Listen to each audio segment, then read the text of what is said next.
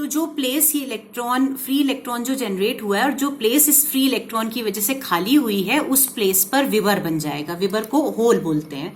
तो वहां पे जो होल बना है ये होल एक पॉजिटिव चार्ज की तरह एक्ट करता है।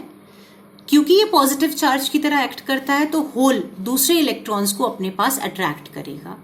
तो हमने ये देखा कि एक फ्री इलेक्ट्रॉन, एक मुक्त इलेक्ट्रॉन की वजह से एक होल जनरेट हुआ एक पर्टिकुलर एलिमेंट में। जैसे कि एलिमेंट्स किस प्रकार के कंसीडर करने हैं यहाँ पे, जर्मेनियम, सिलिकॉन एटसेट्रा। इसको बोलते हैं इलेक्ट्रॉन होल पेयर, इलेक्ट्रॉन विवर युग्म। एक फ्री इलेक्ट्रॉन की वजह से एक होल जनरेट हुआ, इस युग्म को इलेक्ट्रॉन होल युग्म कहा जाता है। अब इसके बाद आते हैं हम नेक्स्ट टॉपिक पे, यह है अर्धचालक के प्रारूप, टाइप्स ऑफ सेमीकंडक्टर्स। तो बेसिकली दो टाइप के सेमीकंडक्टर्स हैं, एक है इंट्रिंसिक सेमीकंडक्टर्स और एक एक्सट्रिंसिक सेमीकंडक्टर्स। इनमें क्या डिफरेंसेस हैं, इनका क्या कॉन्स्टिट्यूशन है, इसको देख लेते हैं। पहले आते हैं इंट्रिंसिक सेमीकंडक्टर्स पे। सिलिकॉन, जर्मेनियम, इसके जैसे जो पदार्थ होते हैं, जो जिनका हमने प्रॉपर्टी पढ़ ली थी कि इनके वैलेंस शेल में 4 इलेक्ट्रॉन्स हैं। तो अगर आप इसका शुद्ध क्रिस्टल ले लेंगे, इसका प्योर क्रिस्टल लेंगे जिसमें केवल मूल पदार्थ हो, कोई इम्प्योरिटी ना हो, तो इस प्रकार के अर्धचालक इंट्रिंसिक सेमीकंडक्टर्स कहलाते हैं।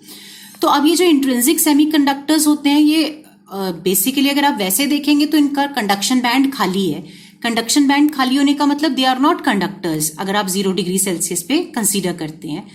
टेम्परेचर का इनके ऊपर इफेक्ट होता है। जैसे अगर सपोज टेम्परेचर बढ़ा दिया जाता है तो टेम्परेचर बढ़ाने से क्या है, जो पहले से एटम्स कोवलेंट बॉन्ड्स के द्वारा एक दूसरे के साथ जुड़े हुए थे, बाउंड थे एक दूसरे के साथ बहुत स्ट्रांगली सहसंयोजी बंध के द्वारा, अब क्या होगा कि जब टेम्परेचर बढ़ जाएगा तो इसमें से कुछ बॉन्ड्स ब्रेक हो जाएंगे। जब इसमें से इसके कुछ बॉन्ड्स ब्रेक होंगे तो ब्रेक होने की वजह से कुछ वैलेंस इलेक्ट्रॉन्स लिफ्ट होकर कंडक्शन बैंड पे चले जाएंगे। अब जब वैलेंस इलेक्ट्रॉन्स कंडक्शन बैंड में जाएंगे तो वो अपने पीछे होल्स छोड़ देंगे। जो होल्स हैं वो वैलेंस बैंड में रह जाएंगे और जो इलेक्ट्रॉन्स कंडक्शन बैंड में पहुंचेंगे वो मुक्त इलेक्ट्रॉन्स हो जाएंगे। राइट? जो होल्स पीछे छूटे हुए हैं वो भी रैंडमली मूव करना शुरू कर देंगे, वो भी इधर उधर मूव करेंगे। तो इस प्रकार से इनिशियली अगर कंसीडर करें तो ये जो इंट्रिंसिक सेमीकंडक्टर्स हैं ये चालक नहीं है, दे आर नॉट कंडक्टर्स। लेकिन जब टेम्परेचर दिया गया, इनको हीट किया गया, तो हीट की वजह से कुछ कोवलेंट बॉन्ड्स ब्रेक हुए और कोवलेंट बॉन्ड्स ब्रेक होने की वजह से कुछ इलेक्ट्रॉन्स वैलेंस बैंड से कंडक्शन बैंड में गए। इलेक्ट्रॉन्स जब कंडक्शन बैंड में पहुंच गए तो वो फ्री इलेक्ट्रॉन्स बन गए। वैलेंस बैंड में जो इलेक्ट्रॉन्स मूव किए थे उनकी जो खाली प्लेसेस थे उनके वजह से होल्स बन गए। तो ये होल्स भी जब मूव करने लगे और इलेक्ट्रॉन्स तो मूव कर ही रहे थे, तो ये जो पूरी प्रोसेस है इसकी वजह से सेमीकंडक्टर्स ने कंडक्शन स्टार्ट कर दिया, उनमें चालकता आ गई।